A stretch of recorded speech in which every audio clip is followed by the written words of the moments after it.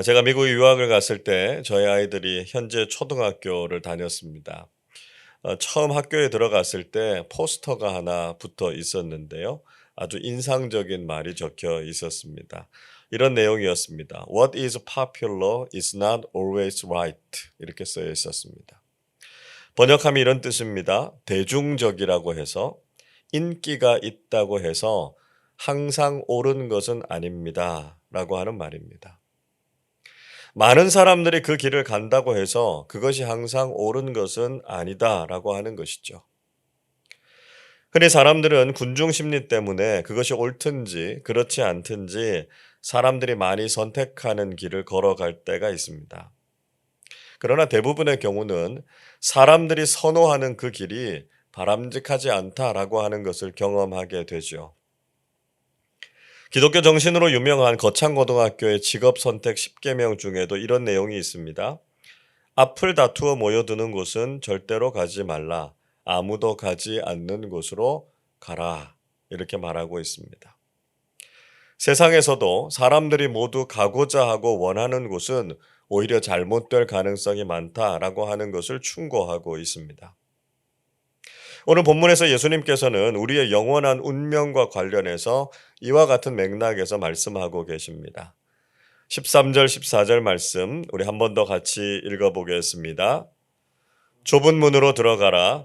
멸망으로 인도하는 문은 크고 그 길이 넓어 그리로 들어가는 자가 많고 생명으로 인도하는 문은 좁고 길이 협착하여 찾는 자가 적음이라.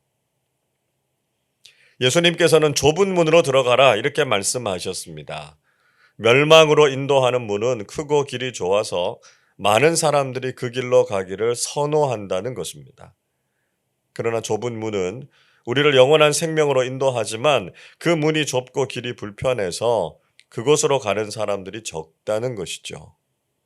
중요한 것은 문이 크고 길이 넓지만 그곳에는 생명이 없고요.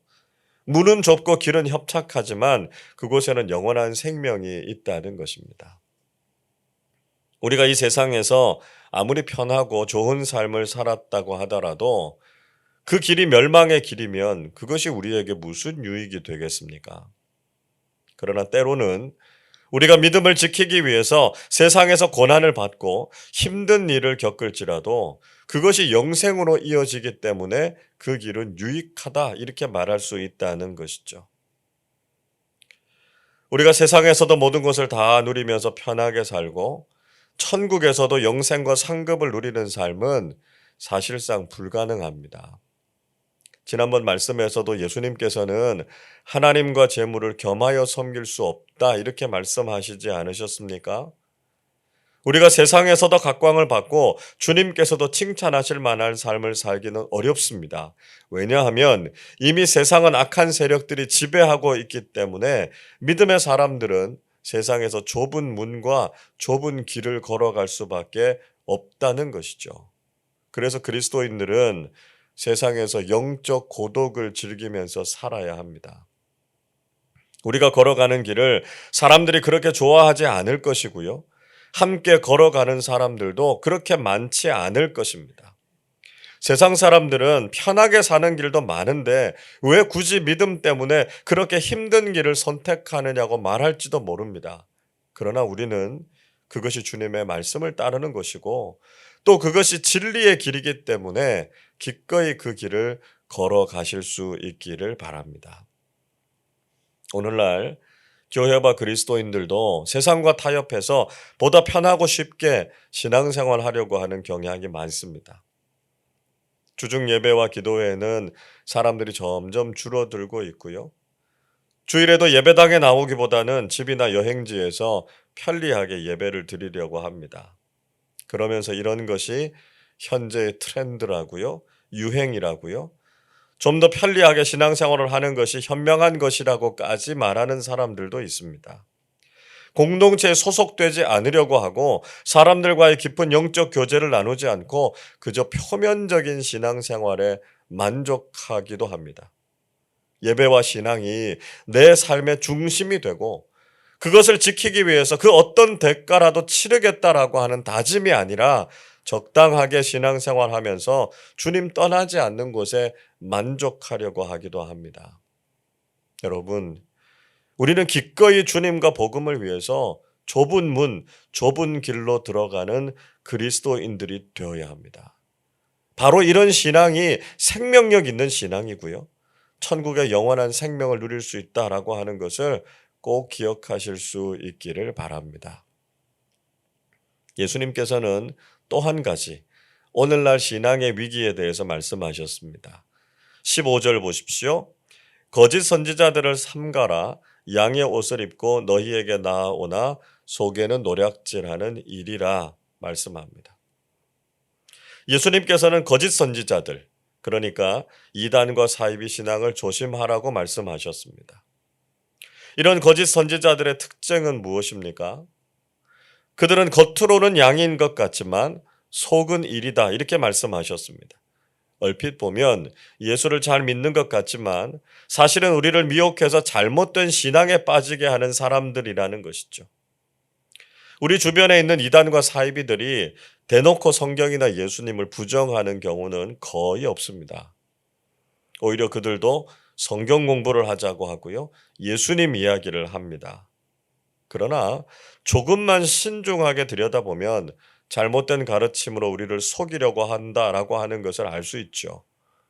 그래서 우리는 진리에 기초한 분명한 신앙을 가지고 이런 속임수를 분별해낼 수 있어야 한다는 것입니다.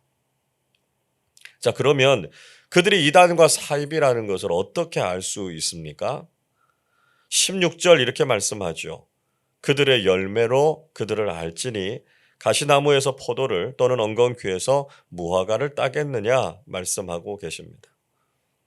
중요한 것은 그들의 열매를 보면 그들을 알 수 있다는 것이죠. 가시나무가 포도 열매를 내지 못하고 엉겅퀴에서 무화과를 딸 수 없다는 것입니다. 18절의 말씀 보시면 좋은 나무가 나쁜 열매를 맺을 수 없고 못된 나무에서 아름다운 열매를 맺을 수 없다, 이렇게 말씀하셨습니다.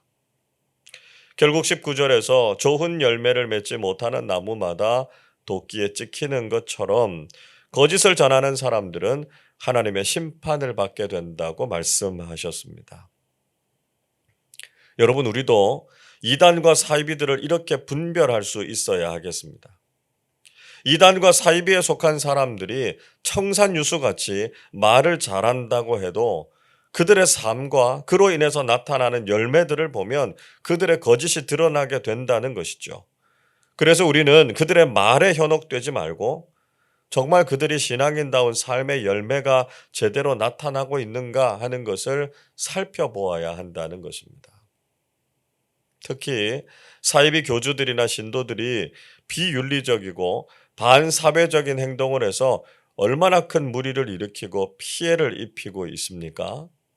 금전적인 문제, 성적인 문제, 더 나아가서 사람들의 생명까지도 함부로 하고 있지 않습니까? 교주들의 도덕성에 문제가 있고 심지어는 범죄자가 되어서 감옥에 갔는데도 아직도 거기에 빠져 있는 것을 보면 참 어리석고 안타깝다는 생각이 듭니다. 우리가 그들의 삶의 열매를 보면서 그것이 얼마나 잘못된 것인지를 분별할 수 있어야 하고요. 그것을 멀리해야 한다는 것입니다. 예수님께서는 다시 한번 신앙의 열매를 강조하셨습니다. 20절 보십시오. 이러므로 그들의 열매로 그들을 알리라 말씀하셨습니다.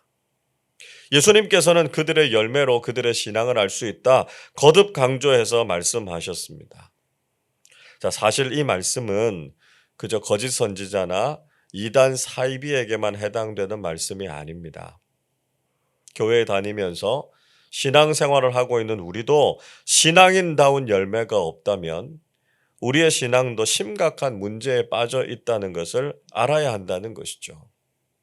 혹시 그리스도인인 우리의 삶이 세상에서 칭찬을 받지 못하고 공동체에 덕을 끼치지 못하고 있는 것은 아닙니까?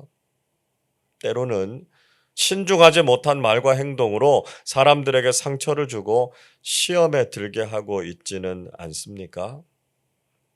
그저 신앙생활을 열심히 한다라고 하는 것이 중요한 것이 아니라 우리의 신앙이 좋은 열매를 맺고 있는가 하는 것을 점검해 보실 수 있기를 바랍니다. 오늘도 우리의 삶이 성령의 아름다운 열매를 풍성하게 맺어서 열매로 우리의 신앙을 증명하면서 살아가는 믿음의 사람들이 되시기를 주님의 이름으로 축원합니다. 기도하겠습니다.